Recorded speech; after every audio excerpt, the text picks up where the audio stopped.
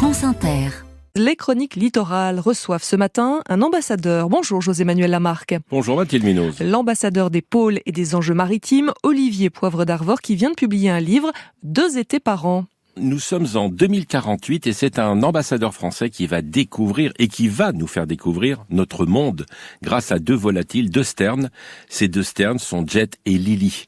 Dans le livre, une carte dévoile leur parcours et nous allons les suivre avec l'homme qui devient oiseau qui les accompagne. Olivier Poivre d'Arvor, vous vous êtes transposé en 2048. Moi, oui. Je voulais que les oiseaux soient les personnages principaux d'un roman. Voilà. Oui, de l'Arctique à l'Antarctique. Et puis ces oiseaux m'intéressent depuis longtemps. Les sternes arctiques, vous savez, c'est les plus grands migrateurs au monde. Tout à fait. Ils font 80 000 km par an. Et en effet, ils passent un été au Groenland ou en Arctique et ils nichent là. Et puis après, ils partent chercher la lumière, la chaleur, la nourriture de l'autre côté. Donc ils font les 2 pôles. Mais surtout, je voulais qu'ils soient les acteurs de ce roman parce qu'ils sont magnifiques, ils font 100 grammes, ils voient le monde, ils ont pensé le monde et ils vont sauver le monde.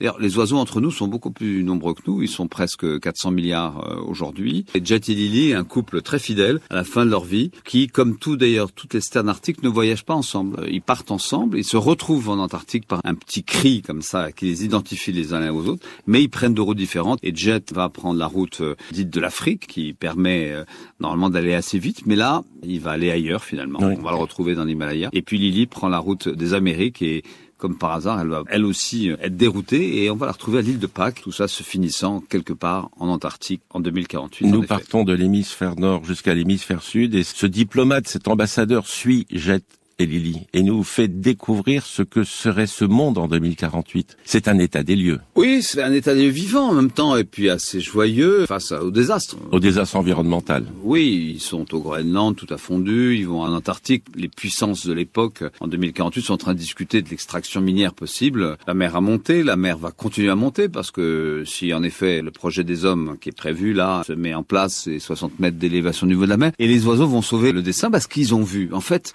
ce qui m'intéressait dans ces oiseaux. Les témoins? Ah ouais, là, c'est vraiment, mais ils ont les yeux ouverts. Ils font cette trajectoire. Ils voient comment le monde se transforme, comment les déserts se désertifient. Ils voient ces migrations de population. Et vu de haut, avec leur légèreté et leur distance, ils voient comment les humains sont en train de commettre l'irréparable. Et ils vont prendre le pouvoir, heureusement, parce que leur regard est plus important que le nôtre. Ils vont nous apprendre à vivre avec le vivant, avec les écosystèmes. En fait, ce qui est terrible, c'est que tout ce qui est raconté, qui est de la fiction, est la réalité de 2048. Et dans les différents chapitres, à chaque fois, ça revient souvent, vous utilisez un mot grec, époché. Oui, c'est que de temps en temps, j'ai envie de suspendre le temps. À ce moment-là, l'auteur apparaît, le diplomate que je suis, l'écrivain que je suis. Et en effet, il intervient. Époquer, ça veut dire suspendre en grec. Et ça se termine en effet par une époquée finale où je raconte un peu qui je suis par rapport à ça. Mais je suis devenu un oiseau et c'est vraiment la première fois que j'écris ce roman avec cette espèce de facilité qui est celle finalement qu'une sterne a de s'envoler et de faire le tour du monde, du pôle nord au pôle sud.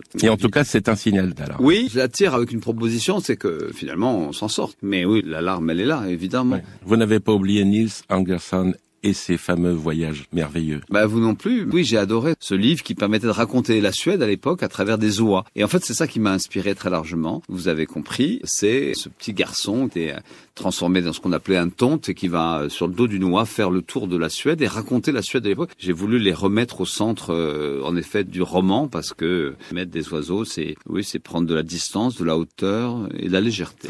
Mais cette planète est tellement belle à travers les accents et les pôles qu'elle mérite, je crois, un roman un peu joyeux sur fond d'un désastre annoncé, mais finalement évité grâce à ce couple de sternes, Jet et Lily.